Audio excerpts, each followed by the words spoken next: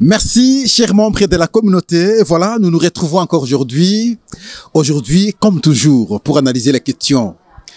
Des questions qui concernent notre pays. Des questions qui nous passionnent. Avec raison, parce que nous devons réfléchir pays. Nous devons, en tout cas, fournir tous les efforts afin que nous puissions retrouver un lendemain meilleur. C'est à travers les actes. Les actes de chacun de nous, partout où nous pouvons nous retrouver. En tout cas, merci. On se retrouve encore aujourd'hui. Et c'est comme ça que nous vous disons, nous ici, c'est une particularité. Et donc, nous parlons pays, n'allez jamais ailleurs. C'est ici d'abord. En tout cas, merci. La première question, c'est en rapport avec la position de certains Européens sur la situation en République démocratique du Congo. Et nous suivons de temps en temps, que ce soit les parlementaires européens, belges comme français, lorsqu'ils prennent parole dans le Parlement européen, le point de vue qu'ils tiennent contre le Rwanda sur la question de la RDC, et nous nous disons, voilà, là au moins les gens commencent à comprendre réellement ce qu'il faut pour ce pays qui est grand au centre de l'Afrique. Et en exergue aujourd'hui, c'est l'avis de Alain Jillet lors de la conférence au Parlement européen. Il aborde la question des stratégies géopolitiques et la République démocratique du Congo et le Rwanda et également les États-Unis. Il parvient à démontrer comment les États-Unis, à travers les forces spéciales américaines, ont pu soutenir Paul Kagame à devenir président. Même Joseph Kabila également à devenir président. Et quel genre d'accord on a eu à conclure sur l'exploitation des minerais à travers, en tout cas, ces appuis. Et nous allons, en tout cas, en débattre aujourd'hui à travers le point de vue de Alain Jillet. Et tous nous allons pouvoir comprendre ce que l'Amérique, sinon les États-Unis, ont pu penser, et sinon continuer à penser sur la République démocratique du Congo. Il y a une question honteuse, parce qu'on parle de détournements, soupçons de détournements. Ça ne sonne pas très bien. Pas longtemps, on parlait ici d'un bourgmestre à Fungurume. On nous parlait de 20 millions de dollars américains. Et il donnait ses justifications, il disait non, l'argent a été dépensé pour 80% de cet argent a été dépensé pour le paiement maintenant, le fonctionnement de son cabinet. Et aujourd'hui, nous avons encore un autre dossier, soupçon de détournement. Là, on indexe directement le gouverneur de la province du Kasaï oriental chez le président de la République. Les gens n'ont même pas peur. 3 millions décaissés. Sur les 3 millions, 1 million a été ou aurait été, en tout cas, utilisé de manière abusive et des justifications du gouverneur qui ne satisfont pas parce qu'elles sont en contradiction avec l'avis du questeur de l'Assemblée provinciale parce que lui prétend de cet argent avoir payé les agents de l'administration provinciale. On va également aborder en détail la question des constructions, des travaux d'envergure. Ici, nous parlons des rocades, la route qui part de Mboudi jusqu'à l'aéroport d'Ndjili. C'est une priorité à ce stade. Les travaux avancent très normalement, des grands travaux. Alors, parce que si on réussit cette route, ça a été la prière des Congolais depuis tous ces temps. À ce jour, en tout cas, ça évolue, les travaux évoluent très normalement. Espérons que d'ici quelques jours, ils pourront en tout cas finir. Il y a les travaux du port en eau profonde de Banana. Là aussi, sont des travaux qui ont été annoncés depuis longtemps, depuis Mobutu d'ailleurs, ce port. Mobutu, Kabila fils, autant de protocoles d'accord. Moi-même, j'en connais quelque chose parce que j'étais conseiller au ministère des Transports. Mais à ce jour, les travaux ont commencé et évoluent très normalement pour que le Congo, la République démocratique du Congo, puisse bénéficier, en tout cas, ce port en eau profonde. Et vous verrez, en tout cas, à travers cette émission, les images de l'évolution de ces travaux. En tout cas, Merci, merci. Nous commençons nos analyses. C'est ici, n'allez jamais ailleurs. La première question, c'est en rapport avec le point de vue d'Alain Juillet. Lors de la conférence au Parlement européen, et lorsqu'il aborde la question des stratégies de la ou la stratégie ou les stratégies de la géopolitique,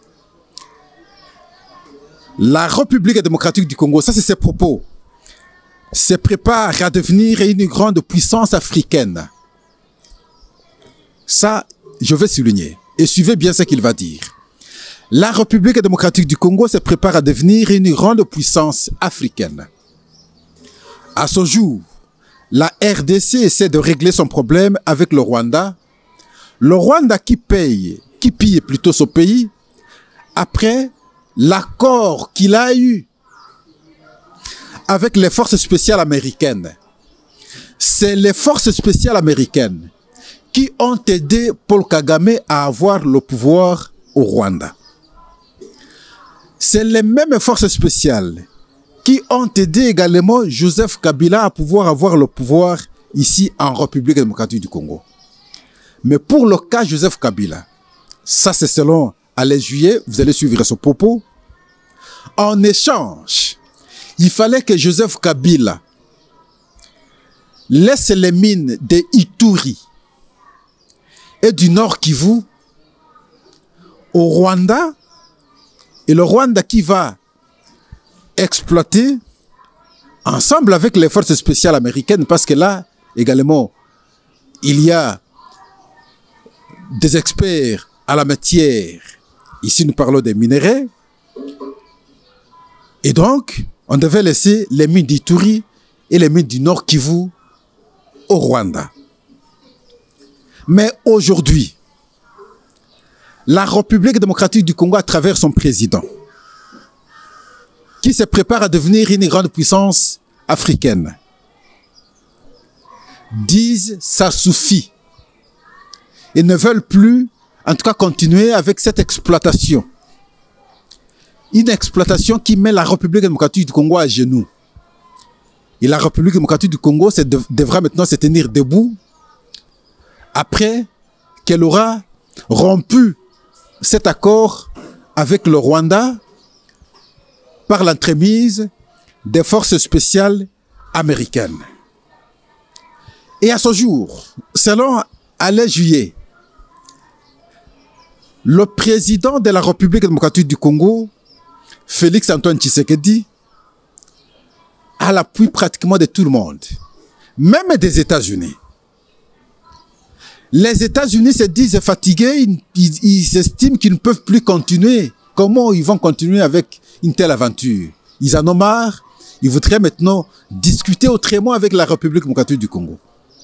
On peut même imaginer que si le président Biden, le président américain, a fait le déplacement de l'Angola et que notre président s'est déplacé, probablement parce qu'on était en train d'envisager comment mettre un terme à cet accord qui a lié le pays depuis l'avènement de Joseph Kabila au pouvoir, où les forces spéciales américaines, ensemble avec le Rwanda, pouvaient exploiter maintenant les mines de Ituri et du Nord Kivu.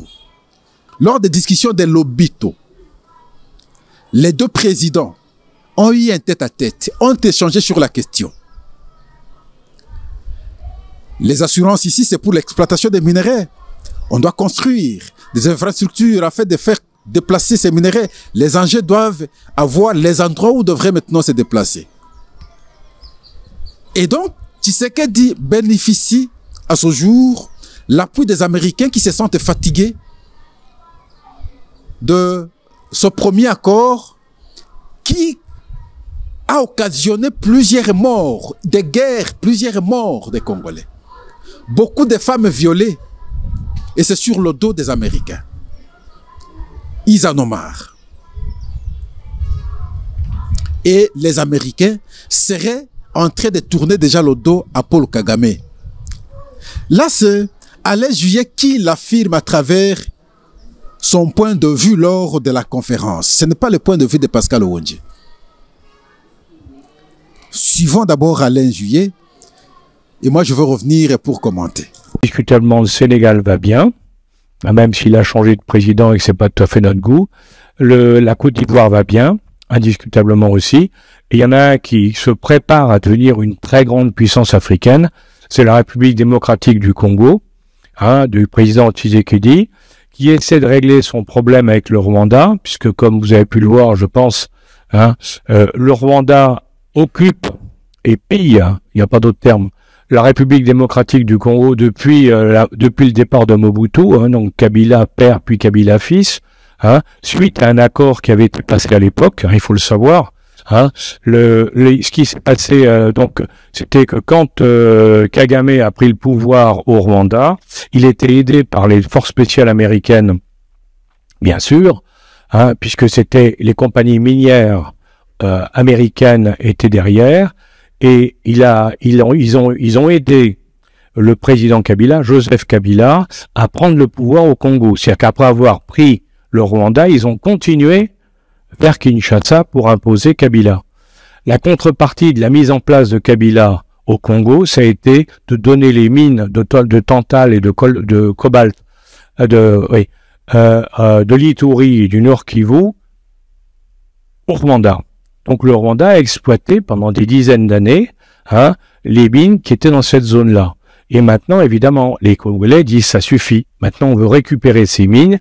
Il n'y a aucune raison que le Rwanda exploite des mines en nous pillant sur le territoire national. Donc c'est ça l'histoire de ce qui se passe aujourd'hui, la guerre là-bas qui est terrible, parce que je vous signale que on parle des guerres, nous, la guerre au Moyen-Orient, la guerre en Ukraine, mais il y a beaucoup plus de morts en Afrique, dans la guerre en Ituri, qu'il y en a dans les deux autres. Personne n'en parle. Ça pose problème. Personne n'en parle, et je le dis pour les dames de l'assistance, cette guerre a un triste record, d'après les spécialistes de l'ONU. Ça ce record, c'est que c'est une guerre dans laquelle le viol des femmes est une arme de guerre, et on estime le viol des femmes à peu près actuellement à 500 000. C'est pas une. Vous voyez, donc c'est très grave et très sérieux. Alors, bon, je pense que Tshisekedi est en train de gagner, parce qu'il a maintenant l'appui de tout le monde, y compris des Américains. Ça, c'est très important. Les Américains ont lâché Kagame, parce qu'effectivement, ils disent que ça peut pas continuer comme ça. Donc, vous voyez, tout ça, c'est en train de bouger, si vous voulez, je crois que j'ai fait pratiquement le tour. Des affirmations. Lui n'a pas parlé dans le conditionnel, vous aviez suivi. Et il n'est pas le premier blanc à aborder cette question de cette façon.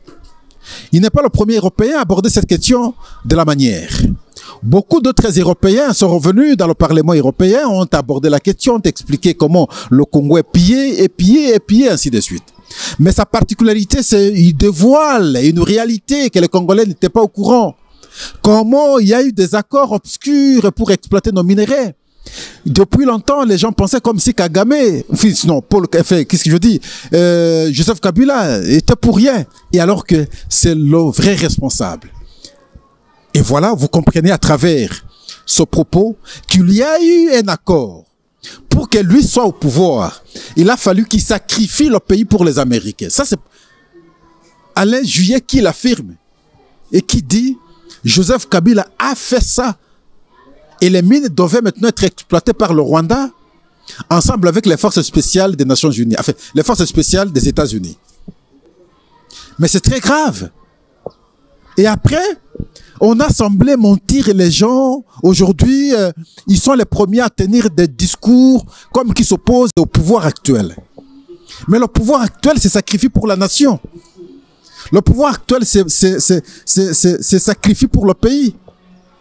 Mais vous aviez sacrifié le pays à travers de tels accords. Jamais vous aviez eu le temps de pouvoir expliquer à la nation ce que vous aviez fait en termes d'hypothèque. Vous aviez hypothéqué le pays. Mais c'est très grave. De mon point de vue, c'est très grave. Voilà la raison qui fait que les guerres ne finissaient pas. Les guerres ne finissaient pas parce qu'il y a un soubassement qui fait que les Rwandais puissent croire qu'ils sont encore dans le droit de continuer à exploiter les mines. Ça, c'est une révélation terrible. Le Rwanda a toujours cru qu'il est dans les droits parce qu'il y a eu des accords qui ont été signés. Nous vous avons fait roi, on vous a mis au pouvoir à son temps. Il a été convenu que moi, le Rwanda, je puisse exploiter les minerais. Les États-Unis vont passer par moi. Et c'est comme ça qu'on est allé influencer même l'Union européenne à pouvoir signer l'accord avec le Rwanda. Ça, c'est la vérité qui est mise aujourd'hui à la place publique.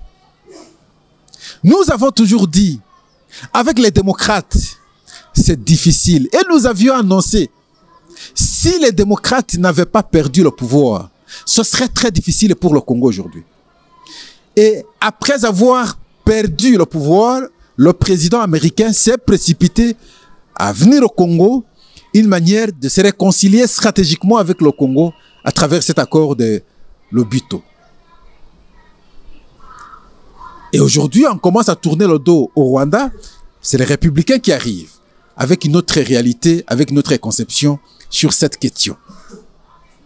Les forces spéciales américaines, fatiguées parce qu'au regard des morts et des femmes violées, ils se sentent quelque part responsables de ce qui arrive au Congo. Mais Kagame, parce qu'il a goûté au lait, au miel, il ne s'est plus lâché.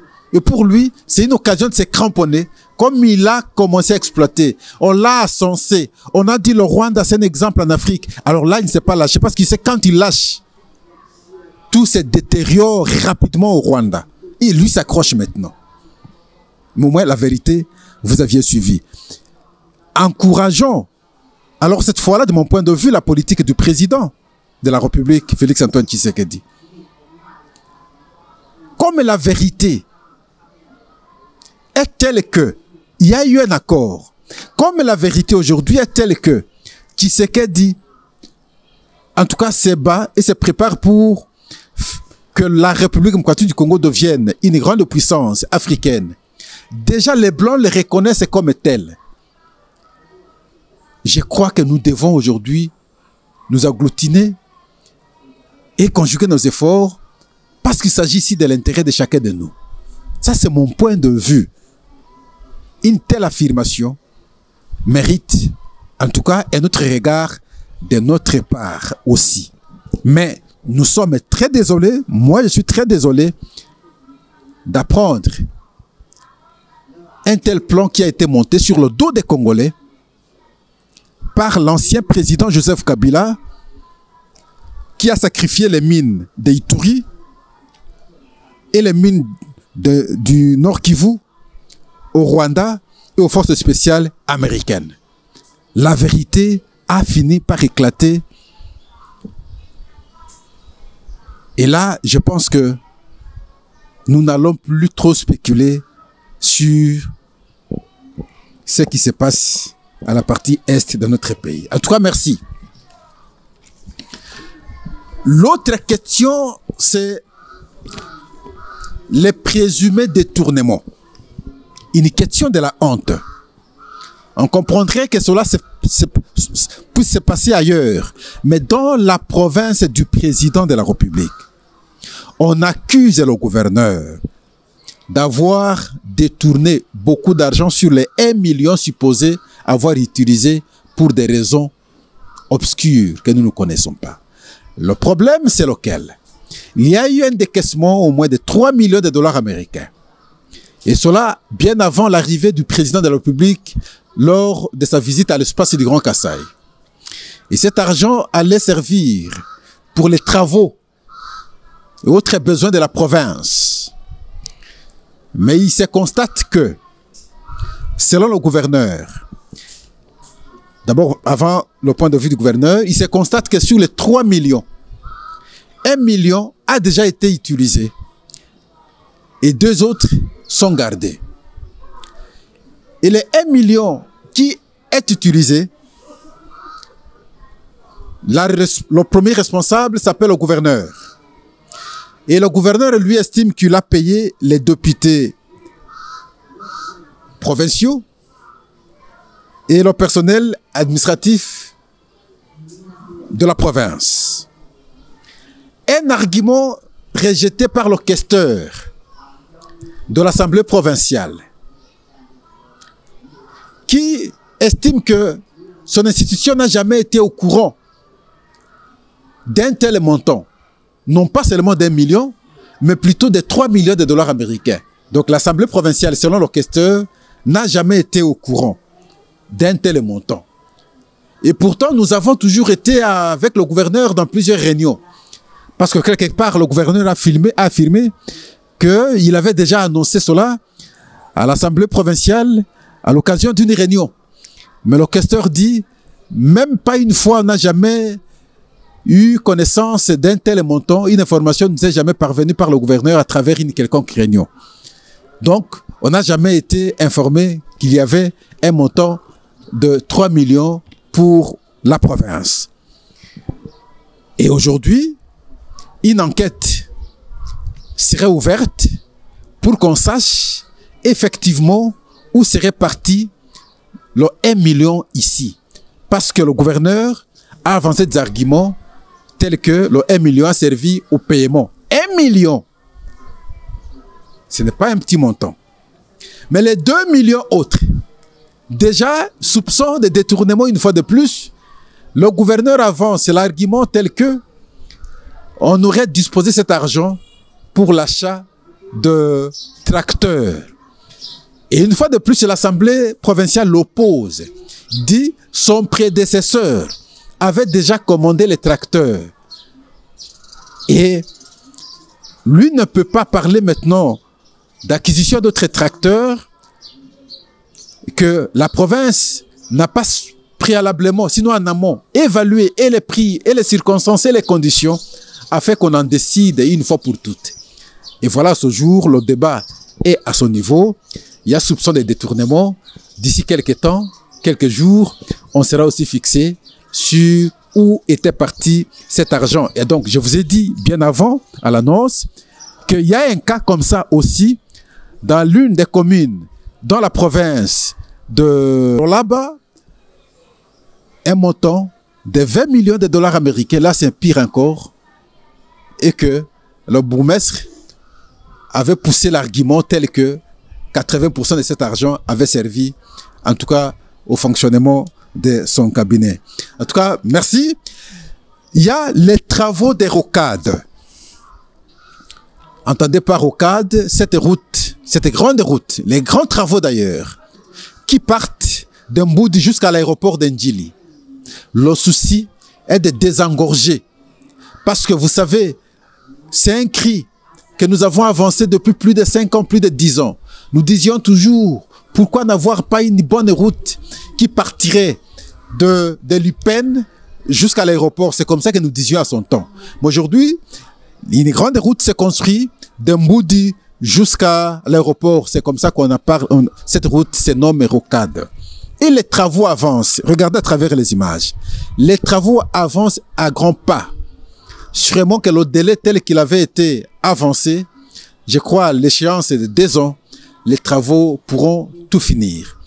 Et pour ça, je pense que ça mérite nos encouragements, parce que lorsqu'il y a des très grands travaux comme ça, et qu'on voit que ça évolue aussi normalement, ça n'a pas été de simples annonces, nous devons savoir encourager. En tout cas, félicitations. D'autres grands travaux, c'est le port à eau profonde des bananes. Ce projet, j'en connais quelque chose, parce que moi-même, j'étais conseiller au ministère de Transport à son temps, et nous avions échangé d'ailleurs avec le prince des Émirats arabes. Le protocole d'accord avait été signé, mais le concret sur terrain avait posé problème. Ce projet, c'est un projet qui date de longtemps, depuis l'indépendance. Tous les présidents qui sont passés ont trouvé ce projet, mais aucun président n'a été à mesure de matérialiser ce projet. Mais à ce jour, le projet est en train d'être matérialisé. Les travaux avancent très sérieusement. Et donc, il faut dire, c'est avec Félix-Antoine Tshisekedi que les travaux avancent. Regardez vous-même l'évolution des travaux à travers les images. Et pour cela, ça mérite en tout cas de notre part 2 encouragements, parce que c'est un projet qui a été trop combattu. Les Bolloré ont combattu ce travail, ce projet. Pourquoi? Parce qu'ils ont un port. Non loin ici, en face du Congo, Brazzaville, ils ont un port à eau profonde. et ils ne savaient pas accepter qu'à quelques mètres on ait un autre port à eau profonde. Ce serait alors à leur désavantage, encore que ce n'est pas leur port personnel.